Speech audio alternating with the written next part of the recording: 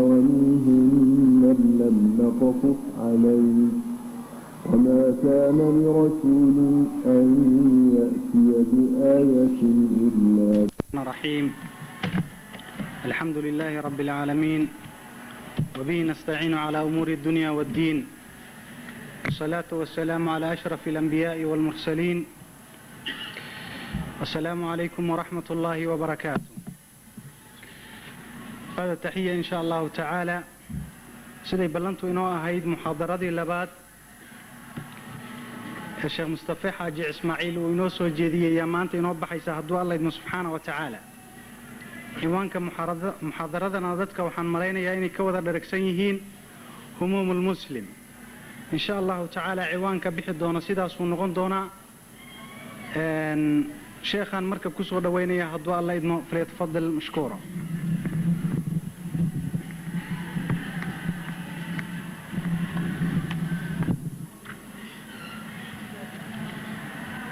بسم الله الرحمن الرحيم.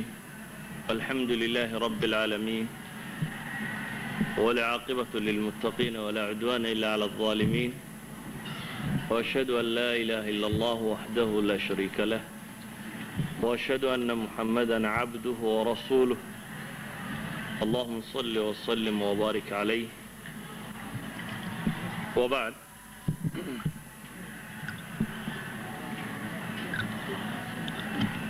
waxaan isku dayayaa kelimaadkaynu maanta wax ka odhan doonaa inay ku saabsanaadaan mawduucaasi ah humuumta ama warwarka iyo waxyaabaha qofka muslimkaa maskaxdiisa mashquuliyaa waxay yihiin. maxaa looga baahan yahay qofka muslimkii inuu ku warwaro? hamiga laga rabo qofka muslimkii inuu xambaaraa waa maxay? himadiisu se intay leegtay ama hankiisu intuu leegi wuxuu hiigsanayaa inuu maxay xaqiijiyo? al-asl waxaynu garanaynaa insaanku inuu sidiisa maskax ahaan maskaxda bini aadamku ma marato, ma faaruqda, mar kasta waa mashquul, mar kasta waxba ka buuxa. laakiin waxaa kala gedisan waxa ka buuxa. mar kasta insaanku wuu warwarsan yahay, laakiin waxa kala gedisan wuxuu ku warwarayo. mar kasta insaanku wuu fakeraya, laakiin waxa kala gedisan waxa uu ku fakerayo. sidaa awgeed buu nebigu salawaatu ullaahi wasalaamu calayh xadiidku imaamu abi daawuud uu warinayay, bukhaarina fi ladab almufrad uu ku soo saaray, sheekh ilalbani raxmat ullaahi calayhina uu saxiixadiisa ku tasxiixinayo. waa kii nebigu ku tilmaamaya axabu alasmaa'i ila allah, magacyada xagga alle subxaana wa tacaala loogu jeceliyay inuu yahay cabdullah iyo cabduraxmaan. wuxuu kaloo nebigu yidhi wa asdaquha, kuwa ugu run sheega badan leh. qof bini aadama haddii magac loo bixinayo in magaca ku dhabta ah ee ficilkiisa iyo maskaxdiisa ka muuqan karaa inuu yahay maxay? xaaris iyo hammaan buu nebigu ku tilmaamay. xaaris mid shaqaynaya oo faacila oo wax samaynaya, iyo mid hami badan ayuu nebigu ku sheegay salawaatu ullaahi wasalaamu calayh. insaanku marka waa mahmuum fi aktar axwaali. malaa waxaa la odhan karaa maskaxdiisu hadday nasato armay intuu hurdo nasataa, hadday riyo ka badbaadayana. haddii kale waxaynu odhanaynaa inta ugu badan le maskaxdiisu waa mahmuum, waxuunbaa mashquuliya. walidaalik baa waxaa laga sheegaaba nin soomaaliyeed ayaa waxa la yidhi markuu soconayuu isla hadli jiray, waddooyinka keligii markuu marayo ayuu hadli jiray. kadib baa waxaa lagu yidhi aw jaamacow maxaad iskula hadashaaba la yidhi markaad keligaa waddooyinka marayso?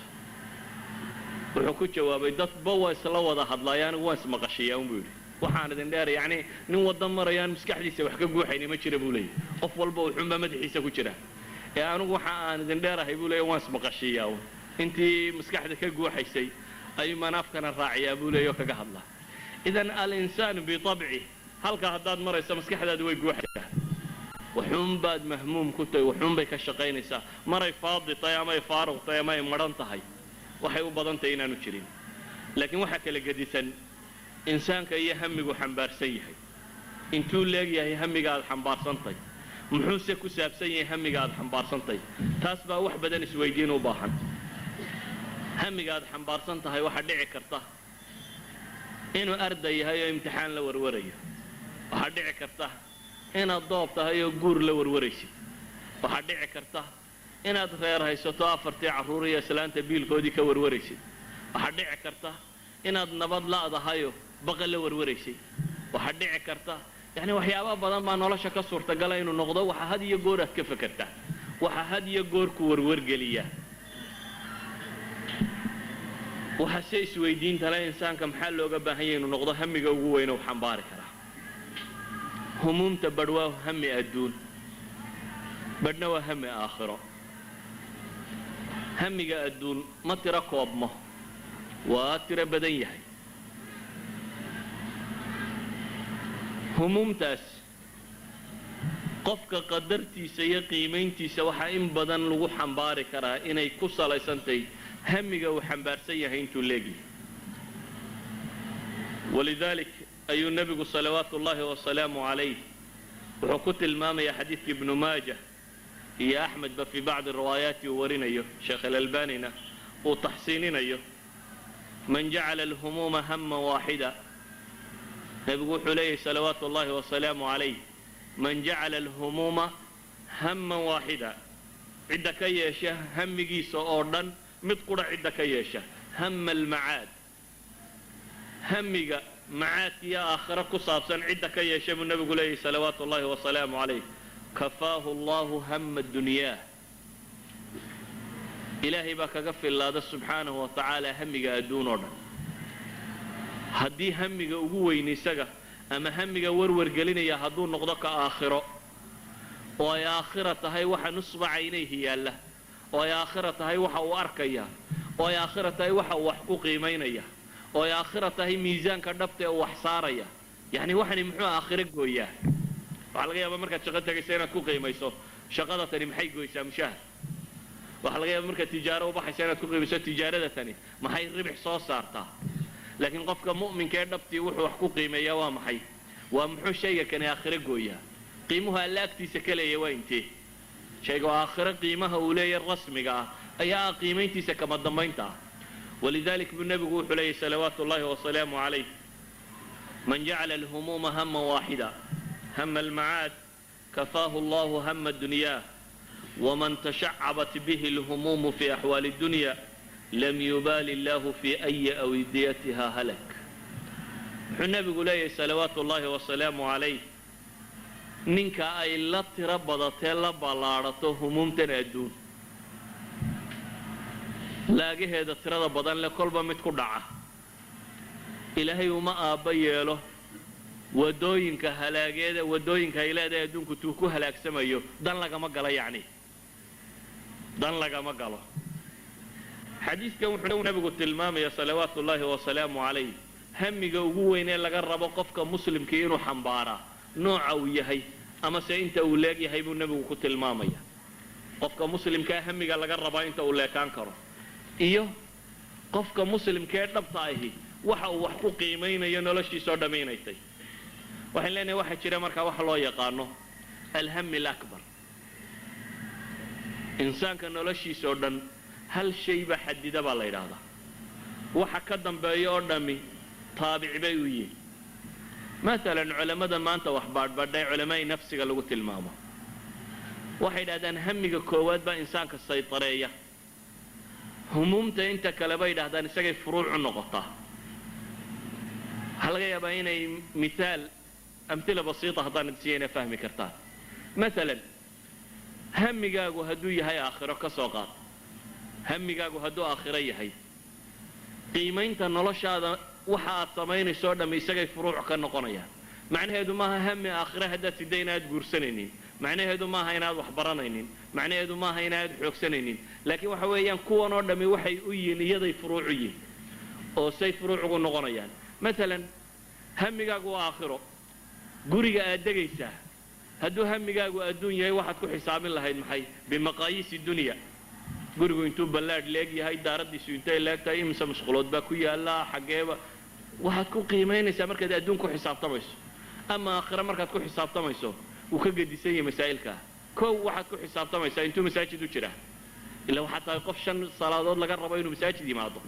maadaama 5 salaadood laga rabo inaad jamac la tukato waa inaad ku xisaabtantaa marka deegaanka samaynayso halka degi lahayd kow masaajid intuu u jira second to that waxaad ku xisaabtamaysaa jaarkiisu waa sidee madada aakhiro ilaahay u dhowba mise waa dad fasaada waxaad ku xisaabtamaysaa carruurta iyo deegaankaasi tarbiyadoodu sayyi ilmahaygu haddaan la dhex dego muxuu soo baxaya noocuu ekaanaya waxaad ku xisaabtamaysaa yacni gurigaa degi lahayd wuxuu kuugu qiimaysan yahay ugu horeeya mawaasintii aakhire aad sidatay idan waxa laga yaabaa inaad kala doorato laba guroo midna yara cidhiidh iyo midna waasic iyo fiican iyo inaad ka fiican degi weydo sababta aad u degi weydayna inuu yahay maxay mawaasintii kale aakhire aad wax ku qiimaynaysa baa kan kuu door bidan idan waxaan leenahay insaanku hal hami مثل همigaagu hadduu aakhiro yahay guurdoon baatay laakiin waxaad isweydiinaysaa gabadha aakhiro kuu kaalmaysaa waa tee gabadhu waxay isweydiinaysaa nin aakhiro kuu gargaari kara oo ariiqa aad ku socoto kuugu gargaari kara waa kee walidaalika uu nebigu salawaatu ullahi wasalaamu calayh fadfar bidaati diini taribat yadaak uu ku tilmaamayay ama ninka lagu tilmaamayay maxay caman tardawna diina wa khuluqa waxaan leenahay hamul akbar ayaa jira markaa nolosha همي الأكبر هدو أدون كان نقضة شبطي ما أنت أصاد شبطي وحد كجران كرتا حديث كي ترمذي يا إمام النسائي بسوسري في عمل اليوم والليلة نبي صلوات الله وسلامه عليه وكتل المام حديث كي معروف كاها ولا تجعل الدنيا أكبر همنا ولا مبلغ علمنا نبي صلوات الله وسلامه عليه حديث كسوحة وتلمامي إنه كدو عيساني يوم الدعاء سيكمل هاي وحديث كده رأي الله مقصي من خشيتك ما تحول به بيننا وبين معاسيك سوء بالأمي ولا تجعل الدنيا أكبر همنا إله أدونك هكذا بو نبي محمد ليه صلوات الله وسلامه عليه همي جاية كوجوين هكذا أدونك يون نقنن أكبر همنا ويا أكبر همك أما همي جا كوجويني وكان رشاد الله السيطرية إن رشاد أنت كلارنا من مركز أي فرع كطاي سادر أدد النبي صلوات الله وسلامه عليه كدو عيسانيا إنه همي جيسو النقضة محي همي أدون النقضة حديث كأنه صام الركال أنا وكنت المامي إنك همومتي سآخر سوقية إن أدونك همومتي أدا الله وككافنيا لكنك آخر همومتي أدا إلا به أدونك همومتي سيسوقية إنه نوع خلا يسقون صابحية وإلا أنا مركب waxaynu u baahanay inaynu nafta dib u xisaabino waa maxay sheegayna warwar galiya shayga markaad suuqa maraysa aad ka warwartaa muxuu yahay markaad guriga tagtaa seexanaysa habeenkii waxa maskaxdaada ku bataa muxuu yahay riyooyinkaagu maxay u badan yihiin xataa riyadii saxaabadii nebiga waxaad ka dareemaysaa wixii u badnaan jiray masalan waxaynu aragnay xadiidta nebiga salawaatu ullahi wasalaamu calayh subaxii markay soo kacaan salaada subax dabadeed ayuu odhan jiray ma minkum ma yaa idinka mid ee ru'ya arkay buu nebigu odhan jiray saxaabada واريا إذا كم يدري رياكي هداد أخرده ريوين النبي جوشي يجرين صلوات الله وسلامه عليه واحد دريم يسأل أنت وقبضا الدعوة يدين تن يجهات كذا يباطن وقصر صناعية كأنما الرياضة ضايعين كاهي واحد كدريم كسهم يقودوا حتى آذان وكاني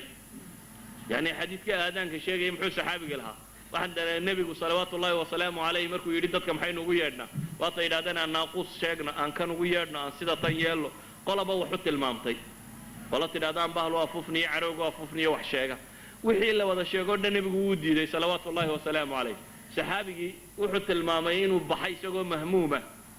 وكور وريي النبي صلوات الله وسلامه عليه قد يدي ساسيستي دي حلو قهل لها دبتنا واكسو بحيد دمينتو يميلي حاليتو مد يمي إلهي رسول كسيو وآذان كان بوهي الشيقة الله أكبر الله أكبر حتى وحين ورنكرنا آذان كأنه هذا هينا ومن هموم المسلمين dadkii diintan u warwarayay ee warwarku ka hayay ayaa ilaahay subxaanahu wa tacaala futuuxaadka riyadooda ku siiyay ka mid noqotay inay noqdaan aadaan inay la yimaadaan waxay sheegaysaa taasi dadka kani waxa warwar galin jiray waxay ahaayeen shayga maskaxdooda ka guuxayay waxa uu ahaa haddaynu yar milicsano ambiyada iyo humuumta ay sideen horta hamigu qofku meel sar u gaadhsiiyaa نيدا صالحة يهمجا ونكسني وهكذا في لنا حديثي غزوة تبوك نبي مركز صار نقضي صلوات الله وسلامه عليه حديثي صحيحة هيدا صار رطي أو شيء نبي إن بالمدينة قوما ونبي إن بالمدينة مدينة واحد شوقبوا نبي أقواما ما قطعتم واديا ولا صرتم صيرا إلا وهو معكم قالوا وهم بالمدينة مدينة واحد شوقبوا نبي عليه صلوات الله وسلامه عليه دول أيضا ضحكة طلابين وأيضا وادي قوينين إلا ينيد الله السعودين مويان وحين ما يقول مدينة شوقي وحنا بيقول شيء صلوات الله وسلامه عليها حبسهم العذر روايتي كلنا حبسهم المرض أي شيء وحنا شيء يدك كان بهمتهم نية في عين دودي يورور كودي سورة التوبة واتك والرمسين تنبي قوي مادين مركو يري وحنا دكوا حنبارم هين يجو أويا أي كتجيين يجو مهمومين يجو كور وريي ما هي جهات كأوجهرين لكن وحنا بيقول المامي بقدر همتهم إلى هيكو أبا المريء سبحانه وتعالى همومتودي في عنيد يورور كودي ونكسنين إلى هيكو أبا المريء أو نبي لي ميل ميدن قويننا ما كميدن طلابين لا يمعينا هاي حبسهم العذر وهي رواية ذكرت المام إلا أشركوكم في الأجر مو نبي أجر كيد لو داعي إذا إنسان كوا بقدر همتي هديه همدا صايرات oo dabeetana waxa ku warwargaliya inuu noqdo afar carruuriyo hooyadood halka dhig lahayd iyo bariska cuni lahaayeen habeenkaaga iyo maalintaadu ay ku baxdo oo islaantii afartii carruur ahayd saad baris u siin lahayd habeenkaaga iyo maalmahaagu ay ku dhamaadeen diinaar iyo dirham saad u ururin lahayd adoo og inuu nabigu leeyahay ta'isa abdu dirham wa diinaar ta'isa abdu al-khatifa adigoo og inuu nabigu leeyahay salawaatullaahi wa salaamu alayhi adigoo og hamigaaga oo dhame hadduu ku koobnaado iyadoo waliba aanay ahayn meel buuxsanta maanta oo dhan baad saacada dheeraada shaqaynaysaa lacag badan oo dheeraada soo shaqaynaysaa lacag dheeraada markaad timaado maxaa isbedela insaanka jeebkiisa iyo bixintiisu way wada socotaa ma dherga dabeetan maadaama jeebkaaga wixii soo gala iyo baahidaadu ay wada socoto maalinta wax ku kordhaan gaadha kordhaya maalinta wax ku kordhaan islaamtu sariirta way bedelaysaa maalinta wax ku kordhaan guriga fadhigiisa la bedelaya daahiyada la bedelaya cimrigaagu daah bedelidii buu ku dhamaanaya saad u wado daaha iyo كجداس iyo inta uu saadu kala bedelayso cimrigaagu intaas ugu dhamaanaya waayo waxani way isbedelayaan daahiyada shalay ku qanacsaneed adiga reerku bari ku qancimaysan kuraasida ku qanacsaneed ku qancimaysan gaariga shalay ku qanacsaneed ku qancimaysid dakhliga iyo expensive-isku waa wax wada socda basharkuna ma dhergo baahiduna isma taagto waa non stop hami adduun haddaad ku dawaqdo markaasi waad ku jiriyoon saad ugu jirtana nafta kaaga baxaysa laakiin anbiyadu waxay sideen hami kaaga gedisan waxay sideen hami ummadeed ama bashar dhan sidii loo badbaadin lahaa hami abay xambaarsanaayeen waxay xambaarsanaayeen dadka muslimiinta ee ducafada iyo dhibaatadu haysatay iyo masaakiinta iyo dadka liita sidii loo badbaadin lahaa sidii loo quudin lahaa sidii wax loo siin lahaa yani hami family iyo reer iyagoo aan reera ka madhnayn nabi maxamed salawaatullaahi wasalaamu calayhi sagaal guribo aabba iyo oday u ahaa oo isaga biil iyo nafaqaba ka sugayey laakiin inuu sagaal guri biil iyo nafaqa ka sugaan may hilmaansiinin marnaba inuu ummad u fakero inuu ummad u warwaro inuu ummad ka warwaro walidaalika waxaad ka garan karaysaa ambiyada siduu qur-aanku uga warramayo dacwaadkooda siday ugu warwarayeen iyadoo nabiyullaahi nuux ku tilmaamayo ثم إني دعوتهم جهارا ثم إني أعلنت لهم وأسررت لهم إسرارا سقط الماما يا قال ربي إني دعوت قومي ليلا ونهارا إلهي يوتلكي وحن يا محي هبين يا مالن زمن كنتو كوبين وهبينك يا مالن وحوت الماما يا وقت قد ما أنت ينكو بحيي دعوة وحاو كلو شيء يا وسائلك بني آدم كو أديكسن كرا أردن إنو أديكسدي كر ولا هذا هاس وقدك لفق نوع والبا ثم إني دعوتهم جهارا ثم إني أعلنت لهم وأسررت لهم إسرارا ووسائل الدعوة وحلالية وحي وسائل ممكنة هان لها يوشيغ لها إنو كبحيه وحقرام كشيغ يستقال بقول إيا كنتن سندود إنو أتهقناه شقداس سقال بقول إيا كنتن سندود قف بني آدم وهل شقو تاقن إنو فليو وأن مرنا بكدالين وكنوغين همي أهبو سيدي ومضى سيدو نارو قبت باديو وحكا قفل النبي الله محمد إلهي قرآن كنت الماميو لعلك باخع نفسك ألا يكونوا مؤمنين في سورة الشعراء فلعلك باخع نفسك على آثارهم إن لم يؤمنوا بهذا الحديث أسفا في سورة الكهف ولا تحزن عليهم ولا تك في ضيق مما يمكرون في سورة النحل قد نعلم إنه ليحزنك الذي يقولون فإنهم لا يكذبونك ولكن الظالمين بآيات الله يجحدون في سورة الأنعام. ولا تحزن عليهم ولا تك في ضيق مما يمكرون في سورة النمل. فلا تذهب نفسك عليهم حسرات إن الله عليم بما يصنعون في سورة فاطر. يعني واحد dareemaysaa waxaasoo suurada qur-aanka ka mid ah oo mid kasta nabiga ilaahay subxaanahu wa tacaala tilmaamaya inaanu naftiisa halaagin,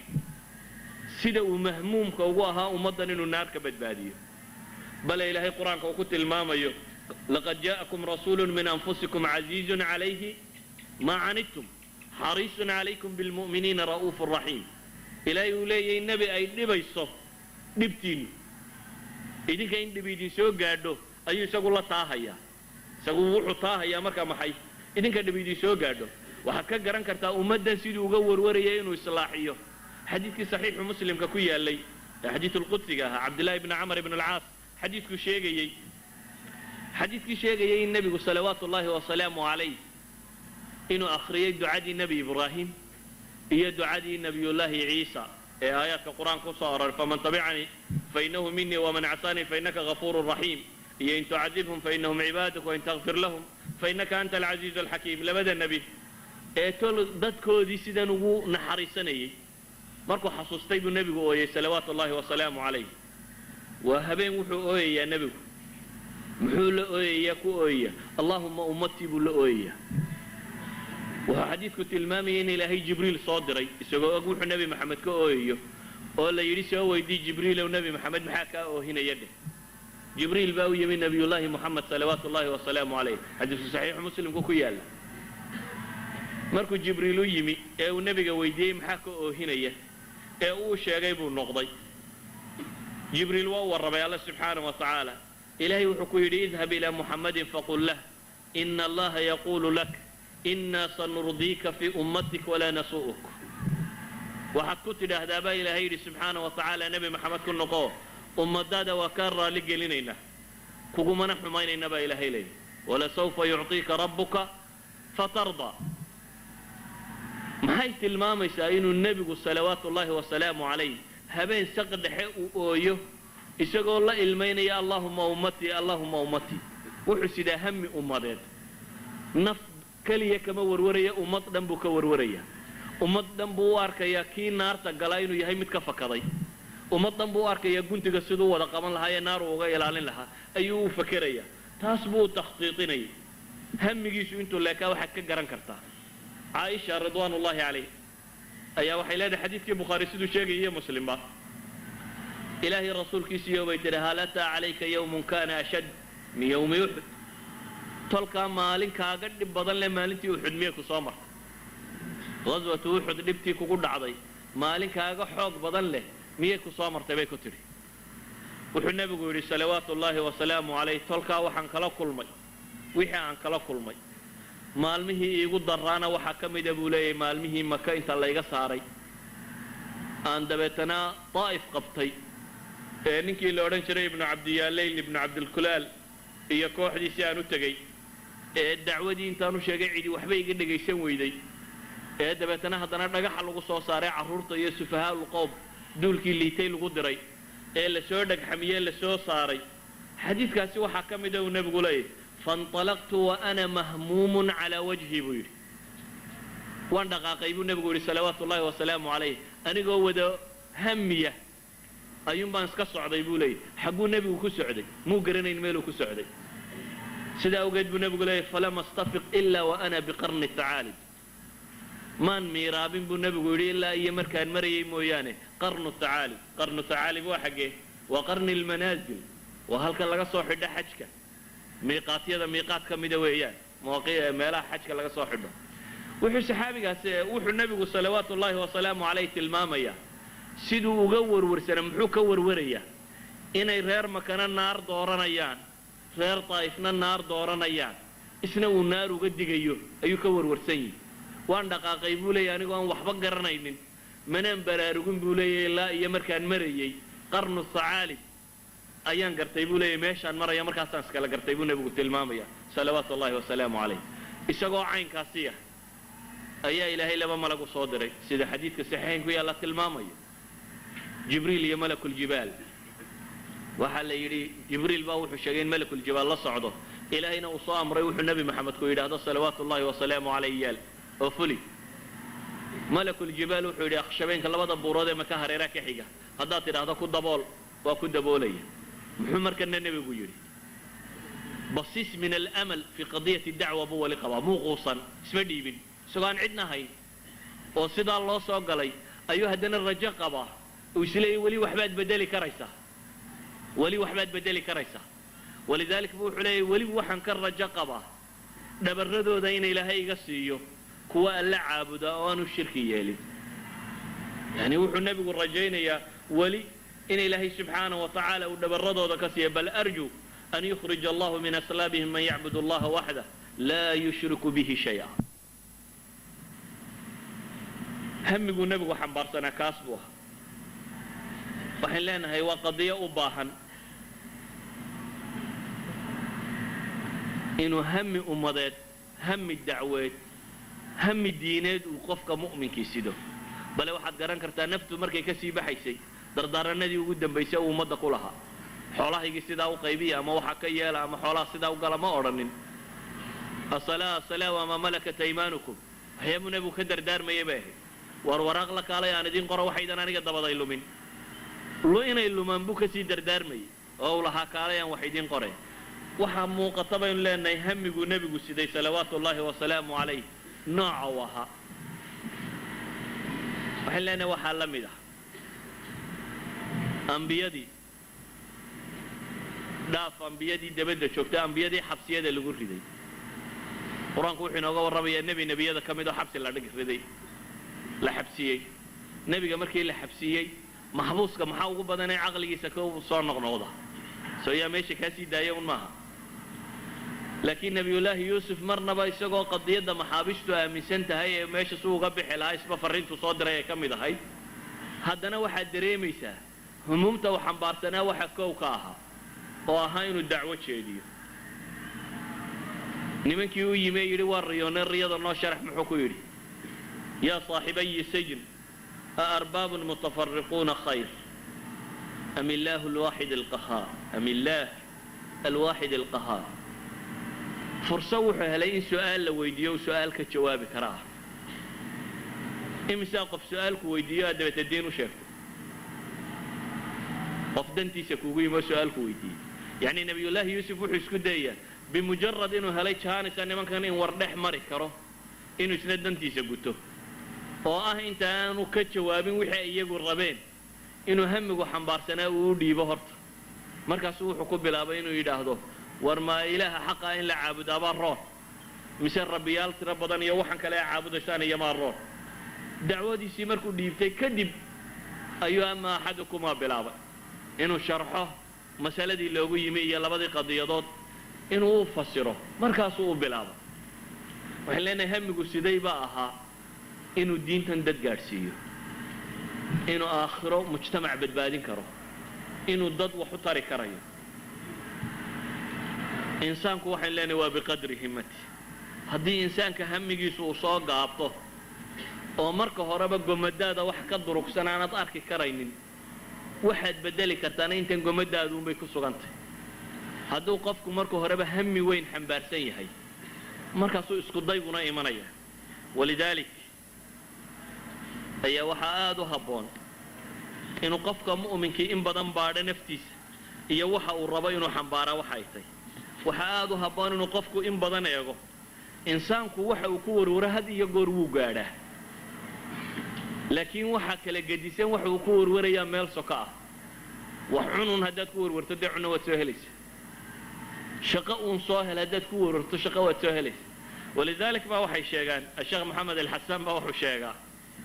qisay soo arooriyaan ay yidhahdaan waxay isu yimi bay yidhahdaan cabdillaahi ibnu cumar ibnu alkhataab iyo muscab ibnu zubayr iyo curwata ibnu zubayr iyo cabdilmalik ibnu lmarwaan ayaa kacbada isugu wada yimi baa la yidhi dabeetana muscab baa wuxuu yidhi tamanow waar bal tamaniya nin walowba maxaad jecesha inaad hesho muscab baa ku yidhi ibda anta bay yidhahdeen yaa muscab adigu iska bilow bal adigu taabiciinta ahaa ee noolaa wuxuu leeyahay markaa muscab anigu waxaan ku warwarayaa waxa hamigaygu yahay buu yidhi labadaa habloodna inaan isu keeno guursado ciraaqna in waali la iga dhiga buu yidhi ciraaqna inaan barasaabka haysta gafarnarka ciraaq ka taliyana inaan noqdo saasaa isku dayayaa buu yidhi baa yidhahay waxaa la yidhi cabdilmelik ow adigana cabdilmelik wuxuu yidhi baa la yidhi anigu waxaan ku haminayaa inaan muslimiinta oo dhan khaliif u noqdo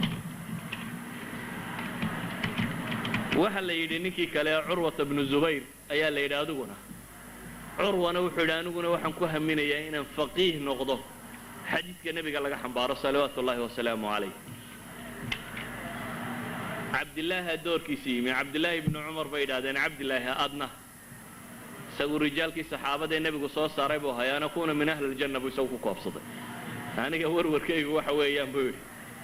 inaan ahlu jannaa ka mid noqdo in sha allahu cabdillaahina jannada waa u rajaynaynaa saddexda nina kaleba intay sheegteen way noqdeen saddexda nina kaleba muscab waa ciraaq waaligiisii macruufka ahaa ee la yaqaanay sukayna iyo caaishabana uu guursaday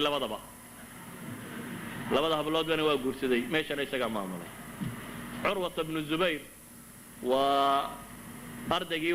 waxa cilmiga ugu badan la caaisha ka soo xambaaray habaryartii caaisha ridwaanullaahi calayha waa faqiih ka mida fuqahadii muslimiinta ugu waaweynay curwata bnu zubayr muxadisiinta waaweyn ka mid ah cabdilmelik ibnu marwaanna waa wada taqaaninda inuu isna ahaa maxay khaliifatu lmuslimiin waxay dhahay insaanku wuxuu ku hamiye ku warwaro wuu gaadhaa laakiin hadduu hamigaagu marka horeba meel kooban yahay halkaa dhaafi mayside ila marka horead soo qabsatay meel gaaban inaad ku warwarto waxay sheegaan saaxibu safwati safwa ayaa wuxuu soo arooriyey isna cumar baa la yidhi iyadoo saxaaba la joogto cumar wuxuu yidhi tamanow baa la yidhi waar bal warwara hadda nin walowba bal hami nin raggii ka mida baa wuxuu yidhi atamana low ana hada daari mamlu'a dahaba unfiqhu fii sabiili illahi caza wajal waxaan ku warwari lahaa buu yidhi daarta tan oo xoolo dahab intay noqoto aan ilaahay dartii u bixiyo cumar baa ku celiyo wuxuu yidhi baa la yidhi mar labaad tamanow nin kale u baxayo wuxuu yidhi atamana low annaha mamlu'a lu'lu'an wazubarjadan wajawharan unfiqhu fii sabiili illah nawciyaadkeedii buu sii tira badiyay markii hore dahab quru sheegtay haatanna in nawciyaad kale oo macaadinta qaaligiia inay buuxdo oo aan ilaahay dartii u bixiyo buu yidhi tamanow buu ka dayn waayey cumar markii dambe waxay ku yidhaaheen maa nadri maa naquulu ya amiira almu'miniin waxaanu dhaahna garan mayno wuxuu ku yidhi anigu waxaan ku warwari lahaa low anna haadihi daara mamlu'atun rijaala mila abi cubaydata bnu اljaraax anigu waxaan ku warwari lahaa buu leeyahy yaa daartan rag abu cubaydo midhana iga buuxiya rag baa wax bedela bacd allahi subxaanaه wa tacaala mabaadi' xambaartan iyo diin cumar wuxuu leeyahy aniga hamigaygu waxa weeyaan inaan helo rijaal u dhigma maxay abu cubayde ah wuxuu tilmaamaya inuu caalamka ka soo hoyan lahaa hadda abu cubayde oo kala haysto walidalik bu wuxuu leeyahy anigu waa hamigaygu waxa weeyaan inaan helo rijaal mila abu cubayda ah ikhwatii fi lcaqiida waxaan leenahay insaanku waa biqadri himmati walidalik waa bukhaari waa kii soo aroorinayayba inuu cumar laga wariyo inuu yidhaahdo inii la ujahisu jayshi wa ana fi salaa ciidankayga waxaan diyaarin jiray xataa anigoo salaada ku jira insaanku waa biqadri himmati waa inta uu ku warwarayaa inta ay leeg tahay haddii hamigaagu uu soo koobto oo uu noqdo hami adduun keliya waxba ma soo saaraysa cidda laakiin hamiga weyn sidaa waxbay soo saaraysaa ayi fannin min alfunuun haada maanta waxaynu in badan akhrinaa kitaab la yidhaahdo kitaab albukhaariy yaa akhriyay siiradii imaam albukhaariy imaam dahabi fi siyar alaclaam waxa uu ka warramayaa maalan imaam albukhaariy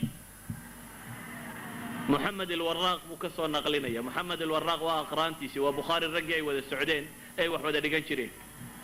moxamed alwaraaq wuxuu leeyahay waxaan arki jiray kuntu araahu yaquum fii laylatin waaxida 15 mara ilaa 20 mara fii kulli dalika ya'hudu alqadaaxa fayuri naara wuxuu leeyahay waxaan arki jiray habeenadii isagoo habeenkii 15 jeer ilaa 20 jeer habeen kasta toosa oo faynusta u shita oo wax qora qiyaas qof habeenkii 15 goor kacayo faynus shidaya yani hamigaasi wuxuu dhalay maxay صaxiix albukhaari u dhalay inuu ninkani habeen kasta 20 jeer ama tooso ama 15 jeer tooso oo hamigaasi uu xambaarsan yahay inuu axaadiista nabiyullaahi muxamed salawaatullaahi wasalaamu calayh xaadiistiisiyo saafiya inuu ummadda gaadhsiin karo oo uu qabashka iyo khashinka ka reebi karo ayuu ku warwarayay warwarkiisina wuu gaadhay yani wuxuu toosaba 15 jeer ama 20 jeer uu tooso wuu ka midho dhaliyey oo way soo baxday waxaan leenahay insaanku waa biqadri hammi haddii hammigaagu uu adduunku soo koobnaado oo uu aada u koobnaado ama hammigaagu uu naftan iyo meeshii la dhigi lahaa unuu noqdo waxaan ka cabsi qabaa inaynu gallo markaasi kuwii ilaahay lahaa wataa'ifatun qad ahammathum anfusuhum ثم أنزل عليكم من بعد الغم أمنة نعاسا يغشى طائفة منكم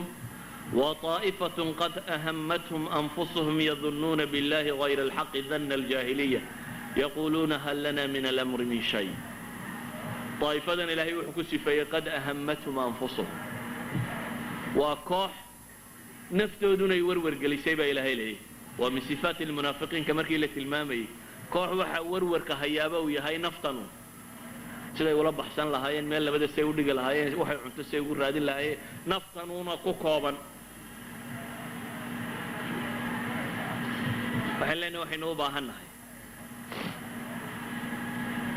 in dadka mu'miniinta ay koraan oo qofku waa biqadri hammihi iyo hammi xoogganaynu xambaarno oo hadday humuumteennu dhaafi kari weydo xaas iyo carruur iyo biilkood hadday dhaafi kari weydo war insaan hammi weyn sidaa wax badan buu bedeli karaa walow kaana tiflan inan yarna ha ahaadee ma rumaysantiin inuu inan yari dawlad dhan badbaadin karo ama mujtamac dhan uu dabagediyi karo waa xaqiiqa jirta waayo nebi maxamed baa ka warramay salawaatu ullaahi wasalaamu calayh xadiidka wada akhridaan ee saxiixa riyaadka aynu inta badan ku dhigno saaxirkii iyo ghulaamkii xadiisku muxuu sheegayey saaxir inuu jiray nin boqora oo sixiroolaya lahaa oo sixiroolihii ka gaboobay oo dabeetana markuu ka gaboobay sixiroolihii uu taliyey oo uu yidhi maxay waa geeriyoonayaa cidaan fanniga kuu baro sixirku wax dee meel kale ka yimaado maayo oo xoogaa la isku duduwoo la barto waa fanni cid waliba baran karto si xadiidkaba ka cad laakiin waa fanni dadka ahlu naarkuun bartaan ma aha fanni dadka ahlu jannay bartaan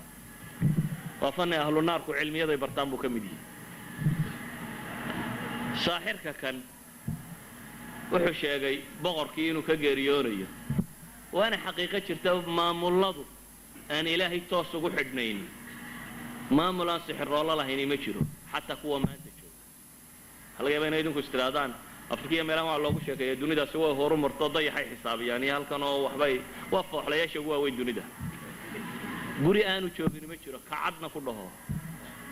bale doorasho kuma galaan ilaa iyo sixiroolayaashu ay faaliyaan bale waxaan ku odhan karaa xisbig ma jiro xisaabta oo inay dunida la yaqaana ilaa faaliyaashiisu leeyahy laakiin waana nudum la barta iyo wax la oo shaytaannimo ku salaysan cid kasta oo qaybka aan wax ka ogayn allana aan ku kalsoonin qaybku baqu ku haya insaanku waxa aanu ogayni madowga markaad gasho ma baqataa maxaad uga baqataa waxay idhahdeen majhuulka shayga ahay sidiisu mukhiif u yahay qofku waxa aanu garanayn wuu ka baqaa waxa aanad garanayn waxaad tajribo u baratay ee aad la noolaatay hadhow ka cabsan maysid laakiin wax kastoo kugu cusub nolosha adigoo baqbaqayo oo aan dhiiranayn baad tegaysaa wax kastoo nolosha kugu cusub qaybku waa mukhiif waayo waa waxaanu qofku si uu galo wuxuu uga ogaado aanu garanaynin ilaahay baana xidhay oo cid kale wax ku ogaan kartaa ma jirto waxyu samaa wuxuu ka sheega mooyaane idan insaanku wuxuu isku dayayaa bal ayi ariiqin in la maro ariiq kalena lama hayo dee fooxisada mooyaane ariiq kaloo qayb wax lagaga sheegaa ma jiro uuna habar ama oday wuxuu doonaya ha noqdee qoladaas tidhahdaa ama dayax baanu akhrinay ama saacabka dadkaanu akhrinay ama turub baanu dhigdhignay ama faraanu dhulka ku mudnay wuxuu doonaya ha sheegee cid tidhaahda waxbaanu ka soo akhrinaa kuwa unbaa jira marka dadka liito oo dhammi gaal iyo muslimba isku dar inta liidataa qoladaa way u tagtaa nebi maxamedna waa ka yidhi salaadaba la iskama aqbalay ka fogaada saaxirkani wuxuu sheeganayaa anigu waan gaboobay dee aqoontiina anaa kuu haye inan yaroo laqino fatina keenso aqoon badan wiil yaroo aqoon badan baa loo soo qabto wiilkan yar waxbar baa la yidhi xadiidku nebigu salawaatu ullaahi wasalaamu calayh wuxuu sheegaya wiilkan yari saaxirka inuu tago ka soo noqdo jidka dhexa buu ka helay nin wadaad oo meel iskaga cibaadaysta waa la yaro fadhiisto ninkiina kelmadiisa xaqa ahayd buu isaga sheegay wiilkii marna kanbuu la sii fadhiistaa marna ka kale xadiidka waa ka ku arkaysa inuu wiilka la garaacay oo sixrooluhuna uu dilo reerkuna uu dilo wadaadkii markuu u sheegay uu yidhi marka adiga wax ka yara dhegaysta xaggana waa layga dilay xaggana waa layga dilayna waa ka yidhi markaad xagga ku maqantayna waxaad tidhaahdaa qoladan baa habsaamisay xagga kale markaad jirtana waxaad tidhahdaa qolada kale ayay habsaamisay wiilkii sidii buu iskaga waday wixii buu iska dhegaysanayay waxaad kaloo meesha ka arkaysaa xaqa iyo baatilka si siman haddii loo soo bandhigo laakiin midaan qofka lagu tarqiinin fitrada saliimkii inay xaqa raacdo waayo ilmahan yar baatilkana khabiir baa u dhigayey xaqana wadaad baa isna u dhigayey laba ninoo nin waliba wixiisa yaqaan baa nin waliba wixiisa dhigayey hal qofoo qurana waa loo wada dhigayey qofkan un baana kaana u tegayey laakiin fitrada saliimka waxaad arkaysaa xaggu u janjeedhay ilmahan yari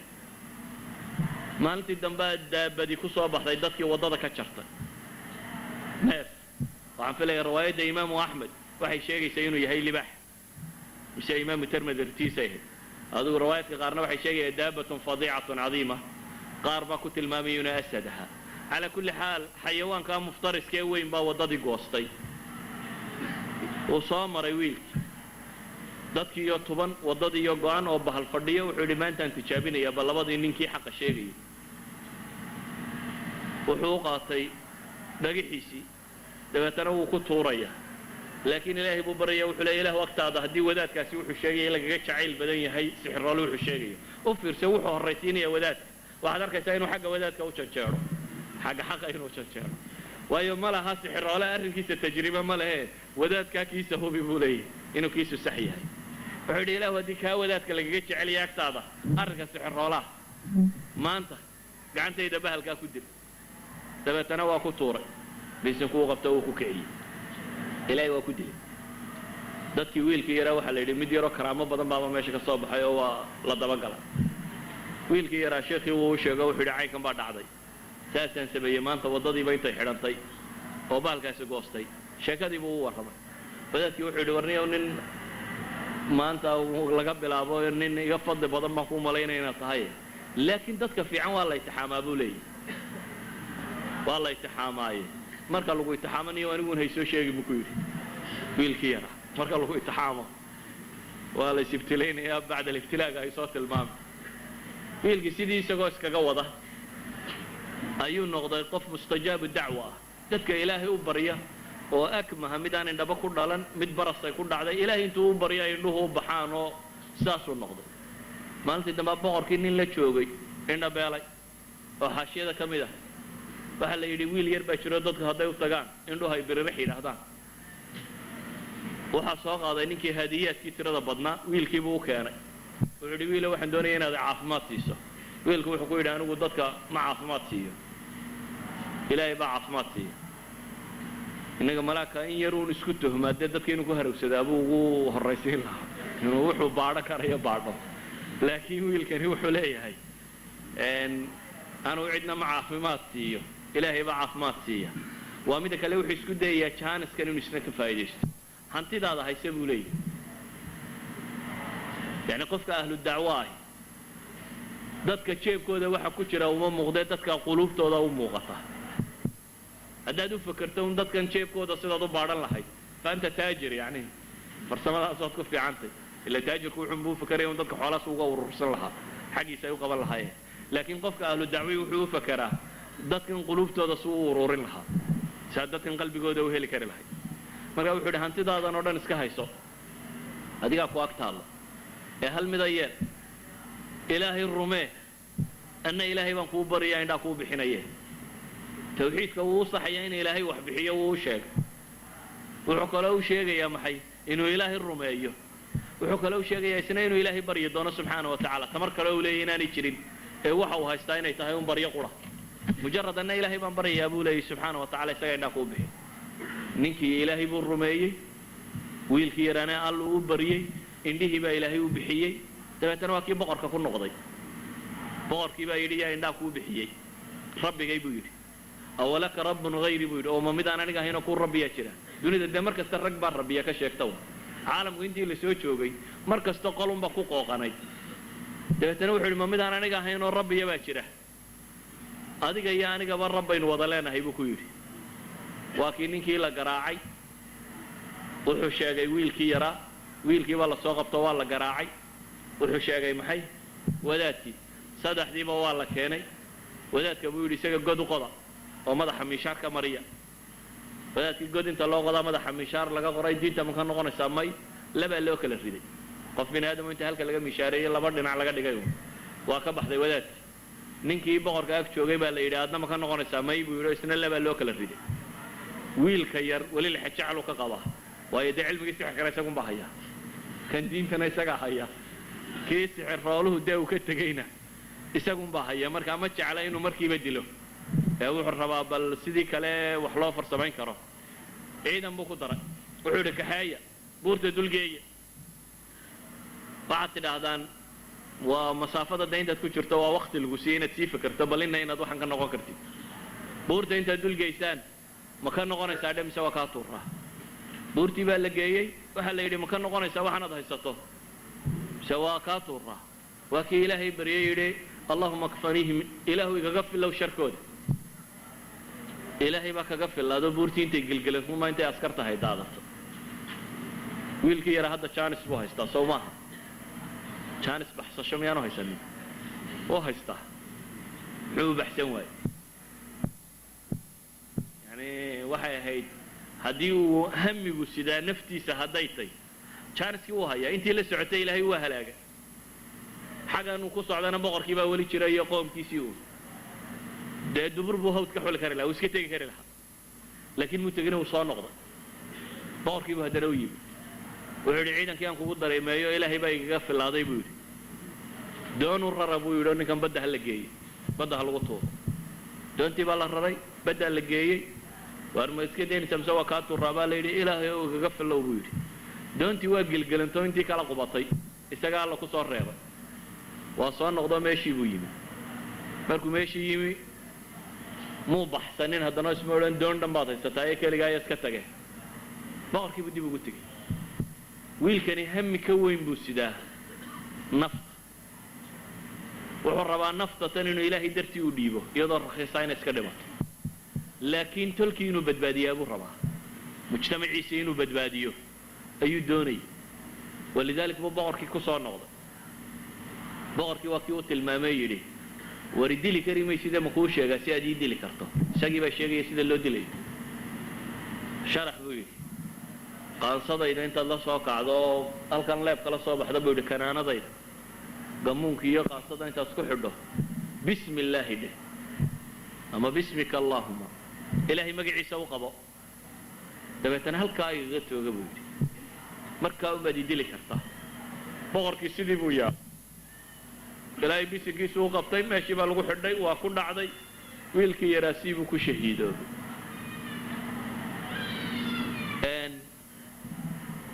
waxaa ka dhacday markaa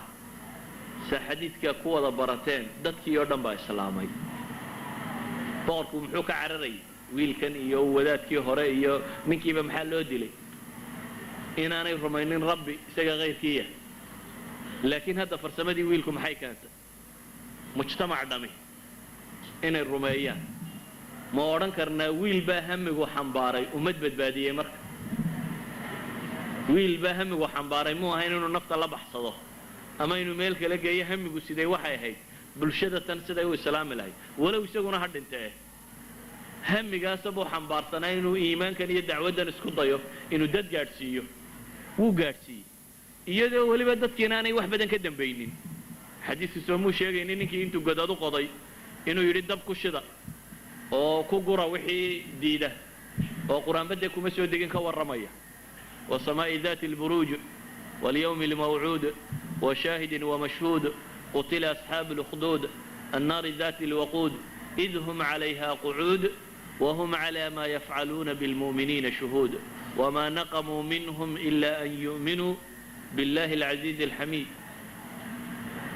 فهلنا ويل كان يوحى حنبار سنة همي إنه أمت حرية. إذا وحلنا مجتمع وحير هذا همي حنبار سنايه.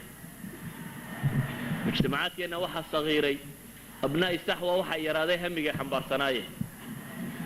ولو همي الدين تتن مجتمع وحنبار لها. وحنو ملايين ملايين تبلي سلام لما قاعدين. هديدت كان همي وين وحنبار سنان لها. إنه كوة حقيقة وبقصب معها. يعني هموم تسدد ما تدين وذا قاعد قصب معها. ويا قرآن النبي صلوات الله وسلامه عليه حين يشهد آخره أنبياء تمي يقول أن وحبا وطنا ما مد وطا ما لبا وطا ما صدح وطا هم جنة حنبار سنة. لكن أنبياء دي كدم بيساكو قولي ستي نلوش واطحانة تاريخ ذو استوى الله. هل أنا قفك مؤمن كهدو همي وين حنبار سي همي أمضات ما أنت هداد حنبار سنة والبغدش السادو بدبادسة صومالي سادو بدبادسة مسلم كعالم ككونه السادو بدبادسة واد بدبادين كرئيس.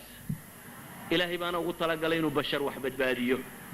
إلهي بانا أقول طلق لي بشر كمؤمن كاهي. إلهي طريقي سهدو قاطين بني آدم كوكو بدباده. إنه هي الكيسو يساقون أي ماضو. لكن دادك مركا همي قودو صاوضا يراضي.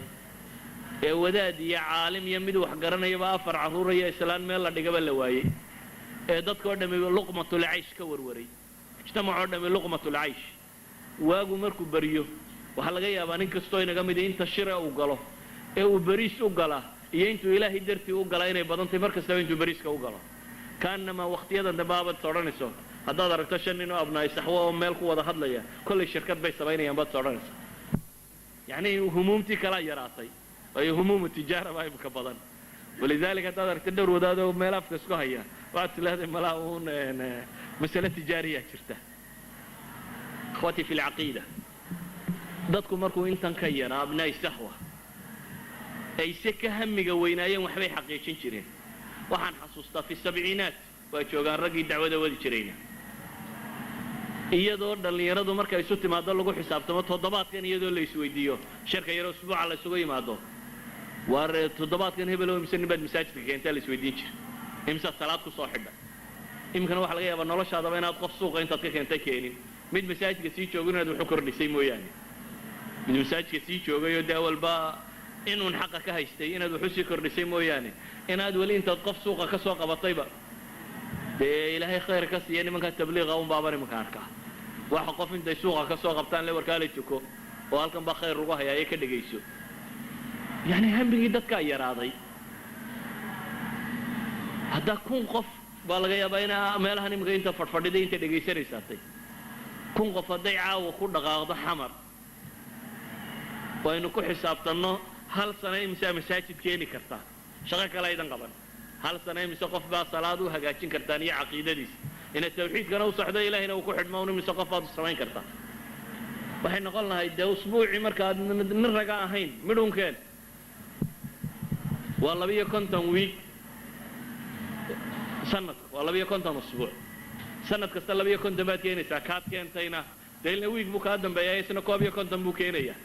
كي كده بيني لو يقوم مقدم بيا كنت بوكينيا بل ترى اسكت فواي مسا حمر انت شوفتا انت ناكو فلان هل سنه سلاد جوده برا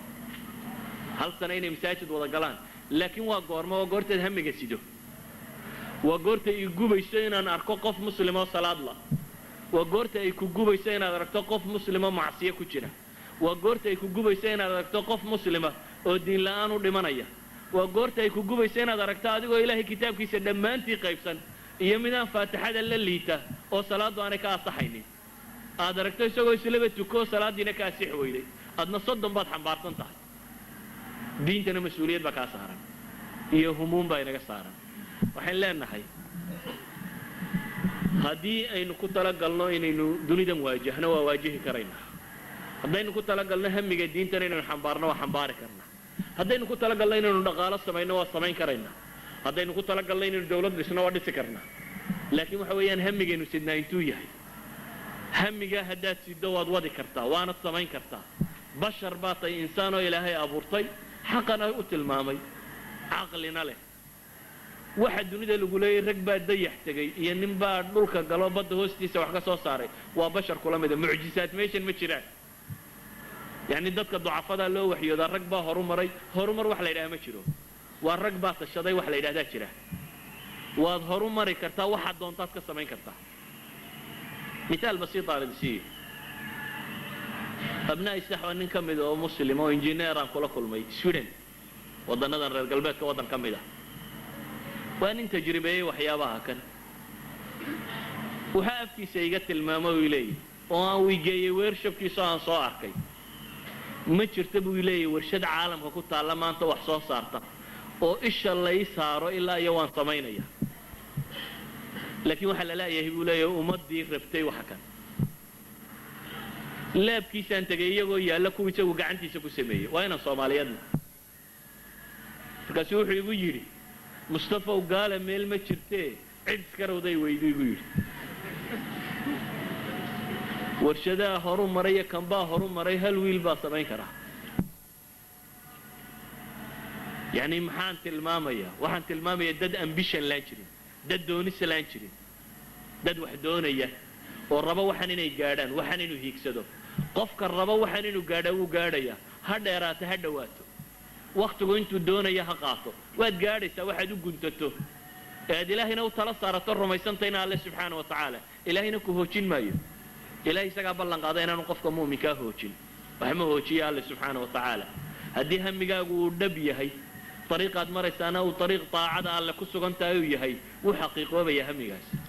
لكن وحل لا يا مجتمعي هميغا كان حنبار لها اخوتي في العقيدة ان هذا الكيد كوبا دي مرة لكن وحا ان رباينا ندين تصيو والحوق اني بالي نتسين وايو الى القرآن كما يقول يا ايها الذين امنوا اتقوا الله ولتنظر نفس ما قدمت لغد واتقوا الله ان الله خبير بما تعملون ولا تكونوا كالذين نسوا الله فأنصاهم أنفسهم هنقولنا بقى إلهي كالذين نسوا الله كوي الله إلا بي فأنصاهم أنفسهم إلهي نفتودل عالم الإسلام ما أنت عيدك مرة قبلنا دوني وي سهرك بالو وي أي نجوا حلا إذا نشا يري صما هو تربض التاني هالك باك سبعيسا ما أنت أنا مثلا فوكس كوجودا بيام رايكن كواي قرين gaar ahaan taliskoodu qoray gaar ahaan xisbiga maanta maamula uu qoray gaar ahaan kuwii madaxnimada isu soo sharaxay uu qoray mesela shantii nin madaxnimada ku bareetamayay xisbiga Mareykanka Republicanka shantii nin madaxnimada ku bareetamayay waxa kamid ah wariyay caanka ahaan jiray la yiraahdo maxay Mark Buchanan waa nin laba jeer isu soo sharaxay madaxweynenimada Mareykanka saddex madaxweynena la taliyo wahaan jiray 2002 book buu soo saaray la yiraahdo The Death of the West waxa la yiraahdaa geeridii ninka cad ayaa buugga la yiraahdaa waa nin waa raa'idul qawmi la yakdib sahanku been ma sheego reer miyiga dad sahan darataan intuu ku soo noqdo miyuu koodhay meel lama degaan intuu soo maro roob ayaa la kala taga raa'idul la yakdib sahanku been ma sheego waa nin tolkii u sahan tago wax tilmaamaya oo le mustaqbal bayno ma soo socdo waxa uu ka fikirayaana waxa weeyaan haweenteeni ma rabto inay wax dhasho dhasheenina uu si yaraanaya laba kasto oo ninka cadi buu yiri meelaha qaar kood 1.2 labadii bedeli laha xataa ma sameynayaan buu leeyahay waa zero growth population maaha ee waxa weeyaan almost waa death buu leeyahay chapterska buugga haddaad akhrido waad ka naxaysaa mesela waxa kamid ah cinwaan la yiraahdo maxay xayawaanada si dabar go ayuu cinwaan ka dhigay waa ninka cad buu ku leeyahay xayawaanada u baahan dunida in la ilaaliyo si dabar go ayuu ka warramaya waa waytimaanka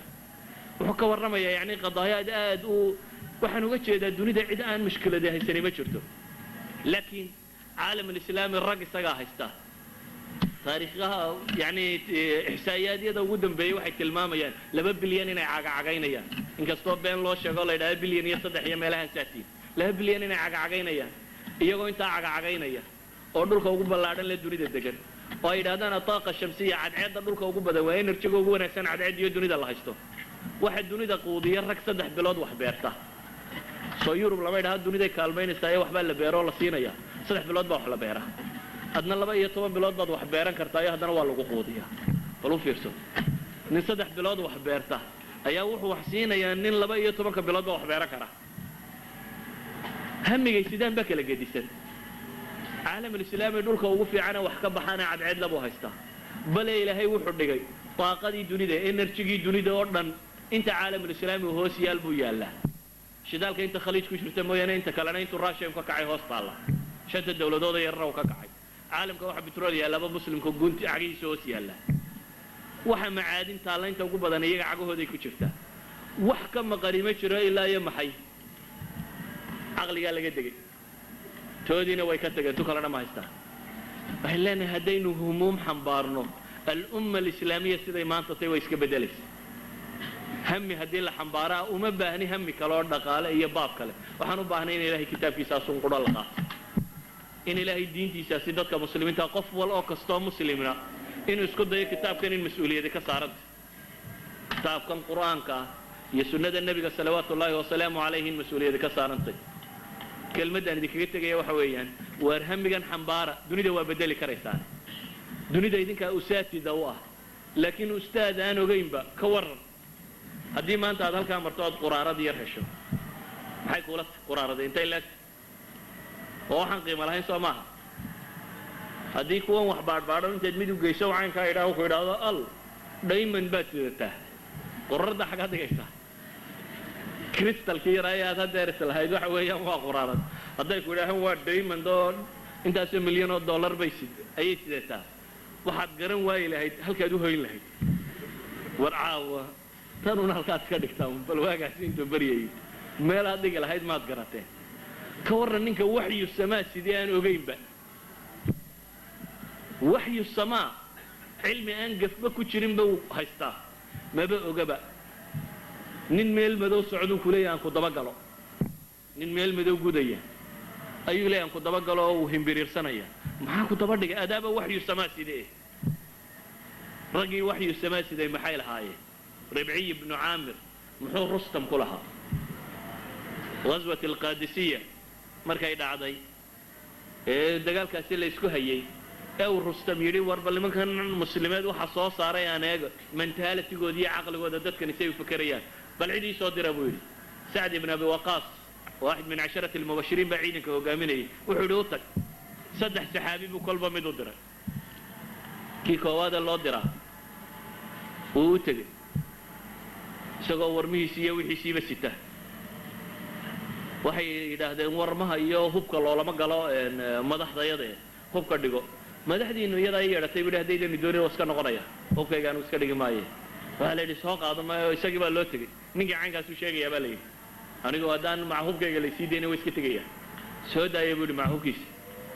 fars yaroo gaaban buu wataa la yidhi uu iska soo qadiifada iyo de ninkan wuxuu rabaa inuu muujiyo dowladnimadiisu intay laagtay banaana dhan buu qadiifada dhigtay sariirtii boqortooyadana wuu saaran yahay qadiifadihii buu iskala soo barkin yaro halkan la dhigo waran ayuu ku xidhay baa la yidhi faraskiisii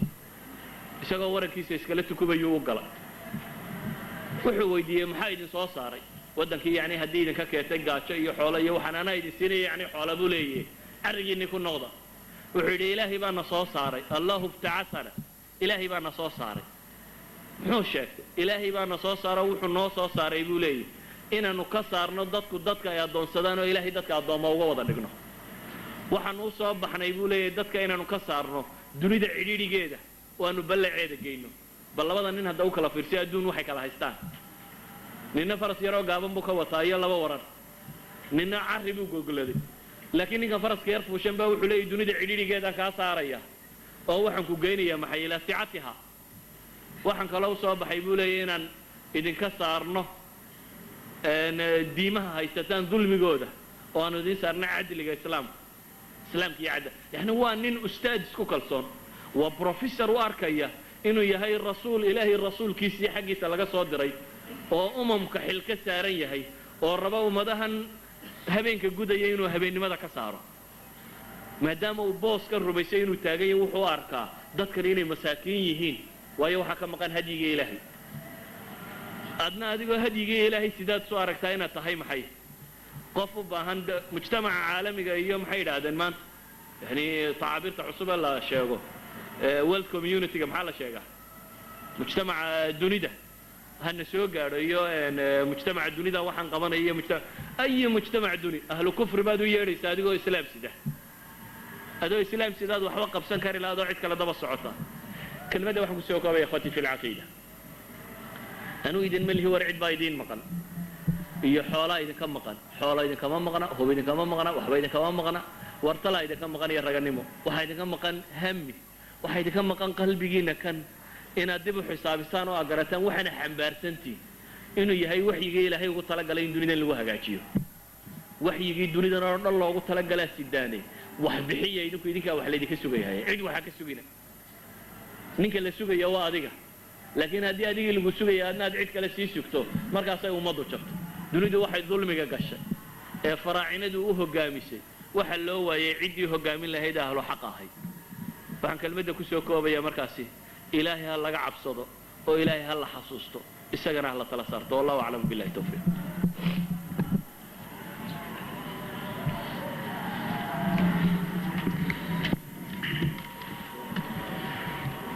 جزاه الله خير الجزاء شيخ مصطفى إلهي سبحانه وتعالى كعب المريو محاضرة قيمك هيد ينوسو جديي أسئلة وبدنيهن قيب بدن وكم إذا موافق سنة موضوعة وحان واحد بدن ركيزينا كوا موضوع وافق سنة هدو إلهي ما وقت قنا ويريه لكن انتانا أسئلة وقلين كهر وحان شيقينا إن شاء الله تعالى شيخو محاضرة يقلي دونا جمعها هدو الله يدمو وحي كد عيسى أفريكان فيلج bay ka dhacaysaa ciwaankeeduna wuxuu noqon doonaa biidn illaahi tacaala alcadaala yuu noqon doonaa ciwaankeeduna hadduu alla idmo subxaana wa tacaala kadib su-aasha koobaad waxay noo noqonaysaa hadduu alla idmo sheekh humuumtayadu waa runtii dhinacyo badan marka laga fiiriyo way iska badan tahay laakiin waxaan aad u haminaynaa in dadku ay badbaadaan oo dacwadii kor loo qaado jihaadkii la soo celiyo khilaafadii islaamkana ay soo baxdo taa iman mayso ilaa dadku ay iskaalmaystaan oo tashadaan sidaad adigu sheegtay sidee marka taa lagu helayaa lama haye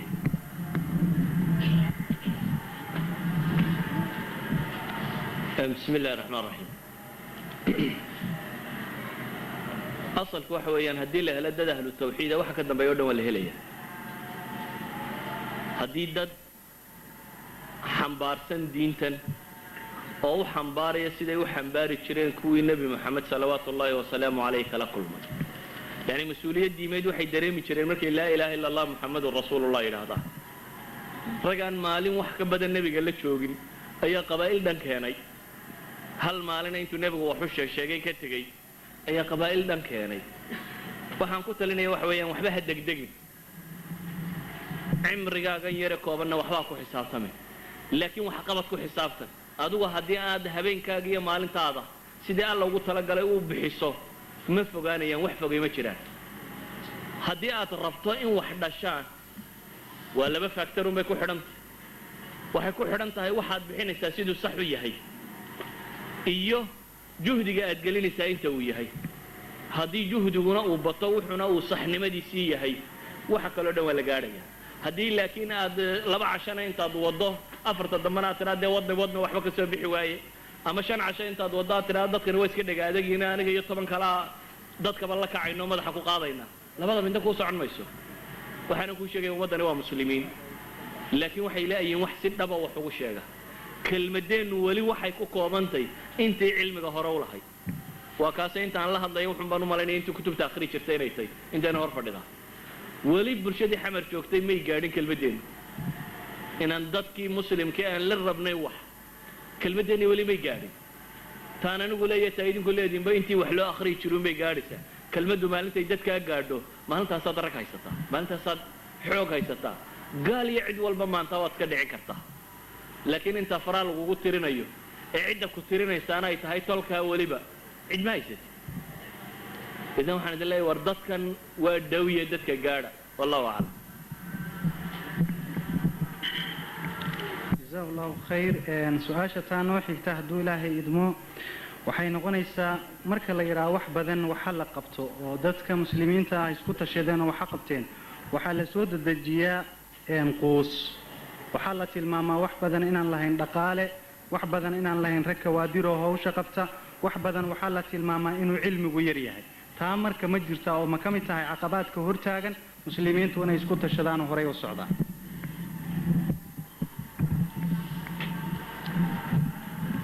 marka aan nimaadno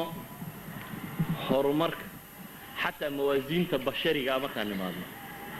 waxay yidhahdaan hantida ummadi leedahay gebigeedba waa 3 shay bay yidhahdaan hantida ummad ee haysata waxay yidhahdaan waa dhulkeeda iyo dadkeeda iyo waqtigeeda saddexdaas sida la isu falgeliyo ayaa horumarka wax la yidhahdaan oo ku saabsan bay yidhahdaan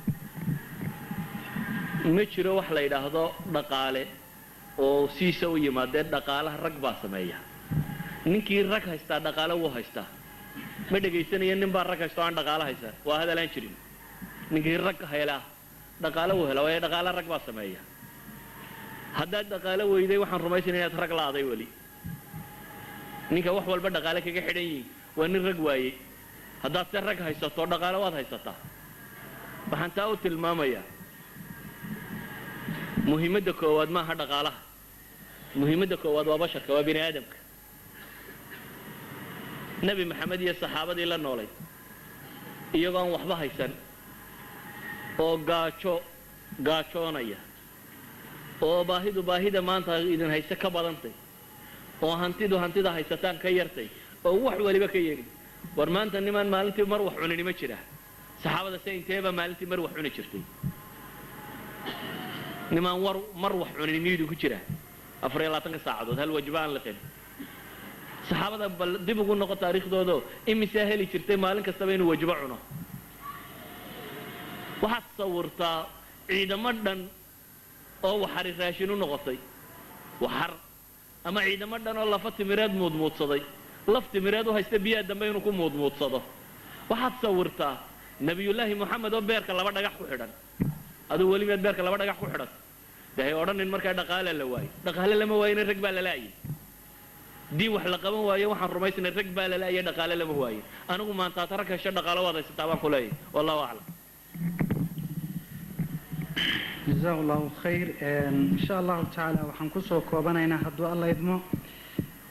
arrin xoogo muhiim noola muuqatay walaalaha nin ka mid ah ayaa soo gudbiyay wuxuu yidhi sheekh waxaan rabaa inaan Yurub aado aniga iyo carruurtayda maxaad igula talin lahayd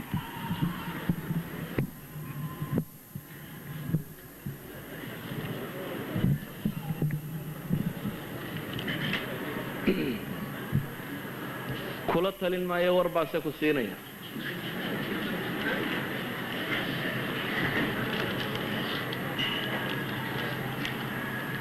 Yurub waa meel markii hore Soomaalidu ay dhaqaale u dooratay saddeshi ay weyday dhaqaale wax ka hele laakiin dadkay wateen bay waayeen dadda ay adna waad suwaayuun haddaad muddo sii joogto si kalena aanu tilmaamo waa meel halisa oo halis ku ah dadnimadaada iyo diintaada maxaanu leeyahay halis ah waxaad u tegi doontaa ummad adigoo aatay ninka madooba la cunsureeyo adigoo aatay ninka dhaqaalaha ugu yareen la liido waa ummad maada wax lagu qiimeeyo qofkaan shaqayn yani uu dadka dhintuu ka mid yahay qof walba inta jeefkiisa ku jira dadnimadiisu leegta adna waxaad ka mid tahay dadka ugu hanti yar leh qof la liida baad waa ummad aad ka dhaqan iyo diin gadisantay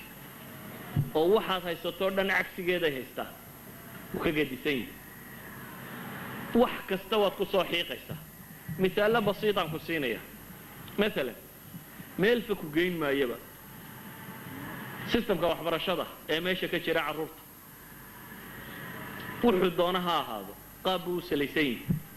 qaabkaasi waxa weeyaan macallinka iyo gurigu inay isku xidhan yihiin ardaygu wuxuu soo meesha lagu soo dhigay in guriga loogu sii hagaajinayo gurigu hadduu hagaajin kari waayo in la qoro inuu hayru mas-uul yahay ilmuhu inuu xaq u leeyahay markaa cid kale oo toosisa inuu helo ilmahaga intaad meel kaleba aydan isku waayin iskuulkaad caawin kari weydaad ku waayi kartaa waa kow soo dhaaftaa macallinku iskuulka wuxuu yeedhaa waxaa laga yaabaa toddobaadkiiba ama bishiiba in hal shir oo ilmahagaa lagugu yeedho laakiin noloshu waxay u salaysantahay meesha taalla qofku ama ilmama ma dhalin ama hal midh buu dhalay reerka ugu badanina labuu dhalay labada qof ee dhalaybana waxbay yaqaaniin oo ugu yaraan dugsi dhexe ka baxeen labaduba way caawin karaan labadubana shirka way tegi karaan labadubana afka way fahmi karaan adigu 6 baad wadataa bishii marka lagu yiraahdo 6 goorna shirka iskuulka kaale 6 goorna dhakhtarka gee 12 4 baad jari doontaa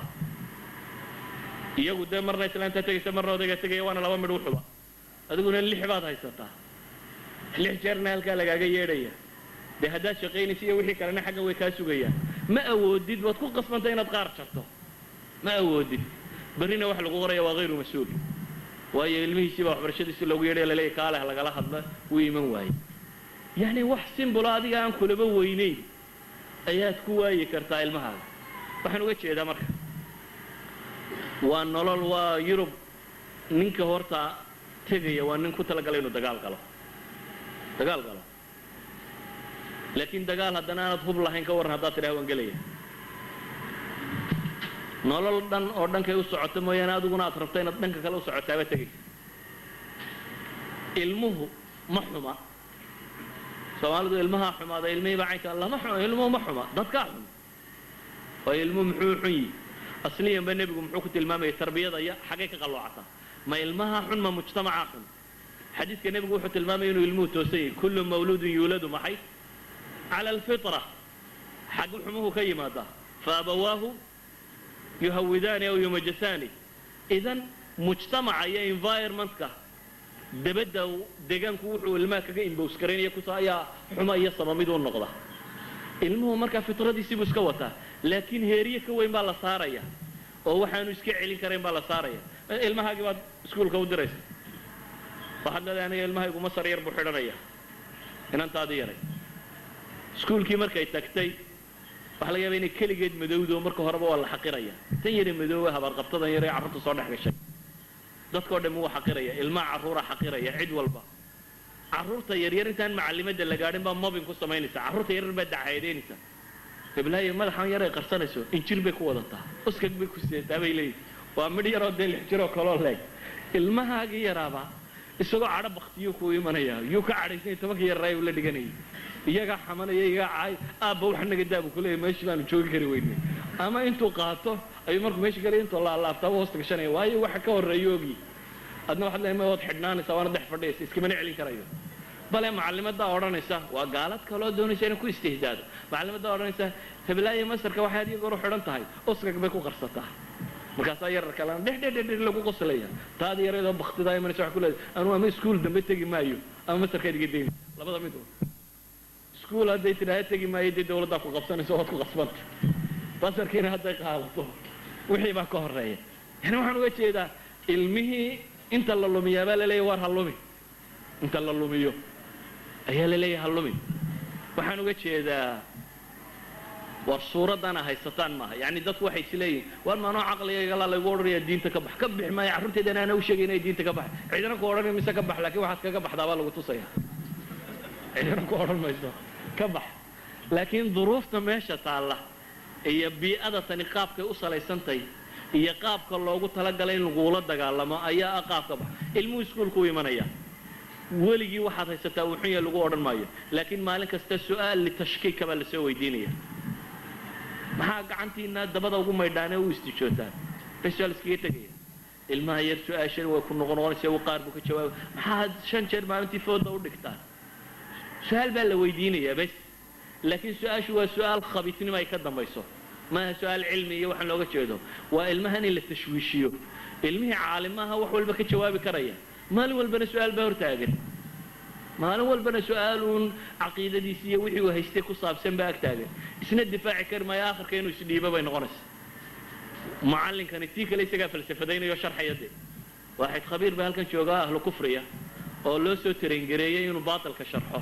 oo dabeetana balballaadhinayo oo adigaaga weyn isku dayaya inuu kuu tusiyo inay tahay xuquuqul bini aadamka iyo wax toosan ilmahaagina tiisiina ma sharxi karo aabbaa iyo hooyada wadaana inta badanna ma sharxi karaan xataa hadday caqiida ahaan u haysteen waxaa laga yaabaa cilmiyan inaanay dhaadhicin karin walow wadaadna ha ahaadee waayo wadaad ma jiro wax kasta si fiican u wada garanaya nin waliba de waxoogaa mid 40ka bowsaday iyo mid bukhaariga inta hore ka dhigtay waxoogaa baynu wada bowsanay laakiin nin si fiican wax ugu raasakho wax iska celin karaya الراسخون في العلم هم بدأوا يحكوا لعين كلام هذه واحد ويان راسخنا وكهور تاجني في الكفر وما لك السؤال كولا تاجن أدنى وحاجة في عنو قرين ميس ومالين كست سؤال للتشكيك بقى أيها هرتا هذا تاجن وإلما هاجي اللي ويديني كل ويديني يا أديك كوصة بحي ساعين كان كم حنو قلت شيء ده أنا وقوة الرمي وحقول لي ماشى تنوى هدي مركي هراء اللي كابت بادي أنا هروتجين أهل نار كلا لما جوري هلا جوري السلام عليكم